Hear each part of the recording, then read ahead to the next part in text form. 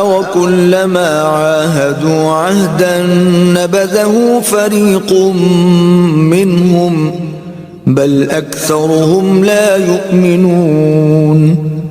اور کیا ایسا نہیں کہ جب بھی انہوں نے کوئی عہد کیا تو ان میں سے ایک گروہ نے اسے توڑ کر پھینک دیا، بلکہ ان میں سے اکثر ایمان ہی نہیں رکھتے۔ وَلَمَّا جَاءَهُمْ رَسُولٌ مِّنْ عِندِ اللَّهِ مُصَدِّقٌ لِّمَا مَعَهُمْ نَبَذَ فَرِيقٌ مِّنَ الَّذِينَ أُوتُوا الْكِتَابَ كِتَابَ اللَّهِ وَرَاءَ ظُهُورِهِمْ كَأَنَّهُمْ لَا يَعْلَمُونَ۔ اور اسی طرح جب ان کے پاس اللہ کی جانب سے رسول حضرت محمد صلی اللہ علیہ وآلہ وسلم آئے جو اس کتاب کی اصلاً تصدیق کرنے والے ہیں جو ان کے پاس پہلے سے موجود تھی، تو انہی اہل کتاب میں سے ایک گروہ نے اللہ کی اسی کتاب تورات کو پسے پشت پھینک دیا، گویا وہ اس کو جانتے ہی نہیں، حالانکہ اسی تورات نے انہیں نبی آخر الزمان حضرت محمد صلی اللہ علیہ وآلہ وسلم کی تشریف آوری کی خبر دی تھی۔ وَاتَّبَعُوا مَا تَتْلُو الشَّيَاطِينُ عَلَى مُلْكِ سُلَيْمَانَ وَمَا كَفَرَ سُلَيْمَانُ وَلَكِنَّ الشَّيَاطِينَ كَفَرُوا يُعَلِّمُونَ النَّاسَ السِّحْرَ وَمَا أُنزِلَ عَلَى الْمَلَكَيْنِ بِبَابِلَ هَارُوتَ وَمَارُوتَ وَمَا يُعَلِّمَانِ مِنْ أَحَدٍ حَتَّى يَقُولَا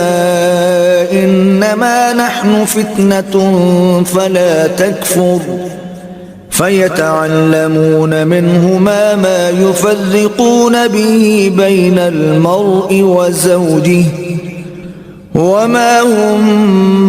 بِضَارِّينَ بِهِ مِنْ أَحَدٍ إِلَّا بِإِذْنِ اللَّهِ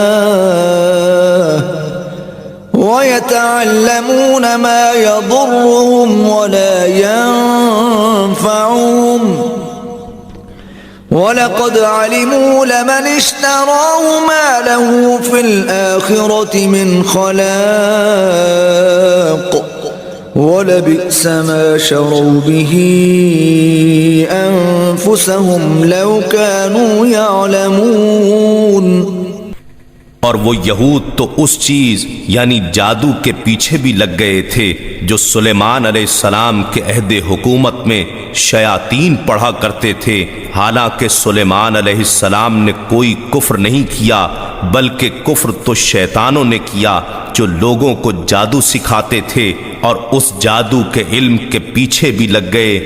جو شہر بابل میں ہاروت اور ماروت نامی دو فرشتوں پر اتارا گیا تھا۔ وہ دونوں کسی کو کچھ نہ سکھاتے تھے، یہاں تک کہ کہہ دیتے کہ ہم تو محض آزمائش کے لیے ہیں، سو تم اس پر اعتقاد رکھ کر کافر نہ بنو۔ اس کے باوجود وہ یہودی ان دونوں سے ایسا منتر سیکھتے تھے جس کے ذریعے شوہر اور اس کی بیوی کے درمیان جدائی ڈال دیتے، حالانکہ وہ اس کے ذریعے کسی کو بھی نقصان نہیں پہنچا سکتے مگر اللہ ہی کے حکم سے، اور یہ لوگ وہی چیزیں سیکھتے ہیں جو ان کے لیے ضرر رساں ہیں اور انہیں نفع نہیں پہنچاتی، اور انہیں یہ بھی یقیناً معلوم تھا کہ جو کوئی اس کفر یا جادو ٹونے کا خریدار بنا اس کے لیے آخرت میں کوئی حصہ نہیں ہوگا، اور وہ بہت ہی بری چیز ہے جس کے بدلے میں انہوں نے اپنی جانوں کی حقیقی بہتری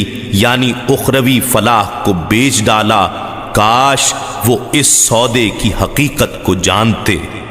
وَلَوْ أَنَّهُمْ آمَنُوا وَاتَّقَوْا لَمَثُوبَةٌ مِّنْ عِندِ اللَّهِ خَيْرٌ لَوْ كَانُوا يَعْلَمُونَ۔ اور اگر وہ ایمان لے آتے اور پرہیزگاری اختیار کرتے تو اللہ کی بارگاہ سے تھوڑا سا ثواب بھی ان سب چیزوں سے کہیں بہتر ہوتا، کاش وہ اس راز سے آگاہ ہوتے۔ یا أيها الذين آمنوا لا تقولوا راعنا وقولوا انظرنا واسمعوا وللكافرين عذاب أليم۔ اے ایمان والو، نبی اکرم صلی اللہ علیہ وآلہ وسلم کو اپنی طرف متوجہ کرنے کے لیے رائنا مت کہا کرو، بلکہ ادب سے انظرنا، ہماری طرف نظر کرم فرمائیے کہا کرو، اور ان کا ارشاد بغور سنتے رہا کرو، اور کافروں کے لیے دردناک عذاب ہے۔ ما يود الذين كفروا من أهل الكتاب ولا المشركين أن ينزل عليكم من خير من ربكم والله يختص برحمته من يشاء والله ذو الفضل العظيم۔